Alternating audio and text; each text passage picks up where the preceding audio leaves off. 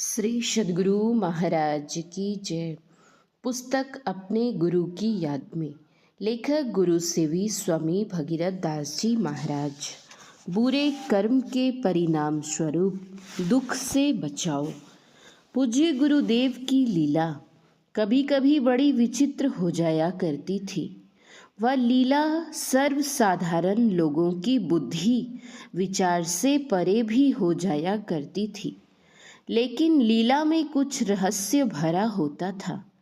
उस लीला में कभी कभी किसी दुष्कर्म के परिणामों को भोगने में थोड़ा सा दंड देकर उसको समाप्त कर देते थे।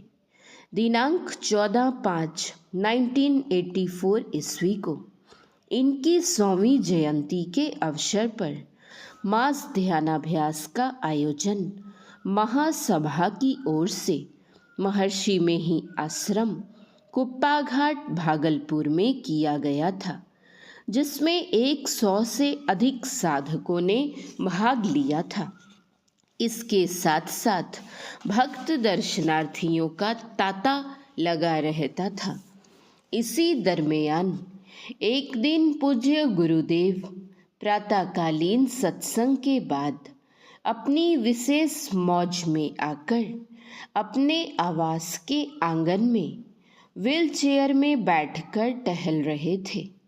साधक एवं दर्शनार्थी चार दीवारी के बाहर से खड़े होकर इनके दर्शन कर रहे थे। पूज्य गुरुदेव अपनी आंखें बंद कर टहल रहे थे। पूज्य रामलगन बाबा व्हील चेयर चला रहे थे और हम लोग कई सेवक पीछे पीछे और कोई अगल बगल में टहल रहे थे। उसी समय साधकों एवं दर्शनार्थियों की झुंड में से निकलकर डेहरी ऑन सोन के बाबू श्री शीतल प्रसाद सर्राफ जी व्हील चेयर के समीप आकर पूज्य गुरुदेव के पावन श्री चरणों में माथा टेक कर प्रणाम करने लगे। उनको प्रणाम करते देख व्हील चेयर खड़ा कर दिया गया। पूज्य गुरुदेव अपनी आँखों को खोलते हुए थोड़ा कड़क कर बोले, कौन हो? श्री शीतल बाबू हाथ जोड़ते हुए बोले, हुजूर, हम डेहरी के शीतल हैं। सब कुछ जानते हुए भी किसी विशेष कार्य संपादन करने हेतु पूज्य गुरुदेव कड़क कर बोले, नहीं, तुम शीतल बाबू नहीं हो। उनको तो अपनी कार है, तुम शीतल बाबू नहीं हो। भगीरथ, पकड़ो इसको। आदेश मिलने पर मैंने उनके दोनों हाथों को पकड़ लिया। पूज्य गुरुदेव पूछते हैं, इसने क्या पहना है? मैंने कहा, हुजूर, धोती कुर्ता पहनने छे।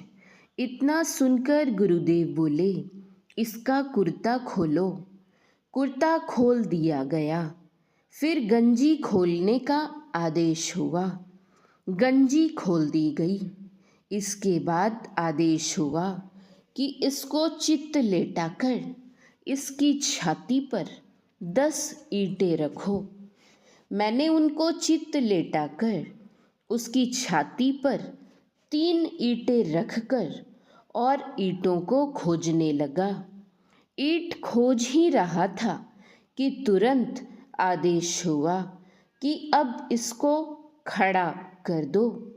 मैं उनकी छाती पर से तीनों ईंटों को हटाकर उन्हें खड़ा कर दिया। अब उनको खड़ा देखकर बोले, नीचे में क्या पहना है? मैंने कहा, हुजूर, धोती पहनने छे। इस पर बोले, धोती खोल दो। धोती खोल दी गई। धोती के नीचे पैंट पहना हुआ था। पैंट को देखकर उसको भी खोलने का आदेश हो गया। उनकी यह स्थिति देखकर बगल से किसी सज्जन ने एक गमछी उन्हें दे दी।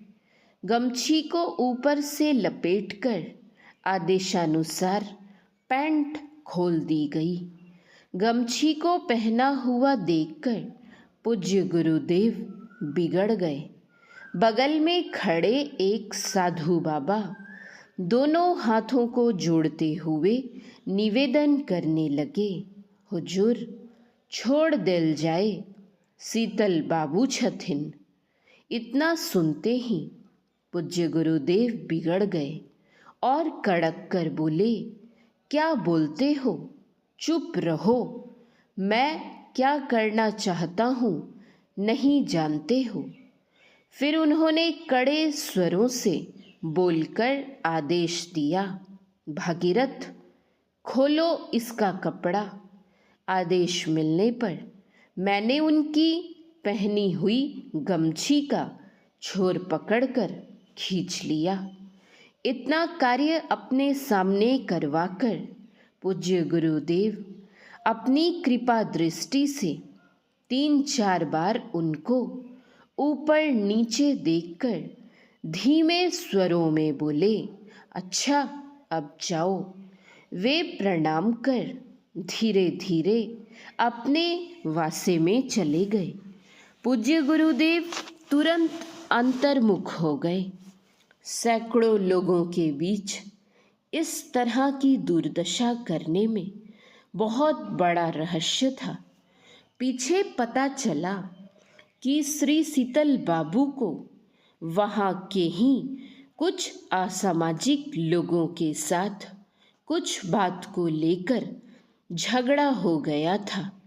उन असामाजिक लोगों के सरदार ने स्वयं आकर श्री शीतल बाबू को धमकी दी थी, ए शीतल, मैं तुमको दुकान की गद्दी पर ही गोली मार दूंगा।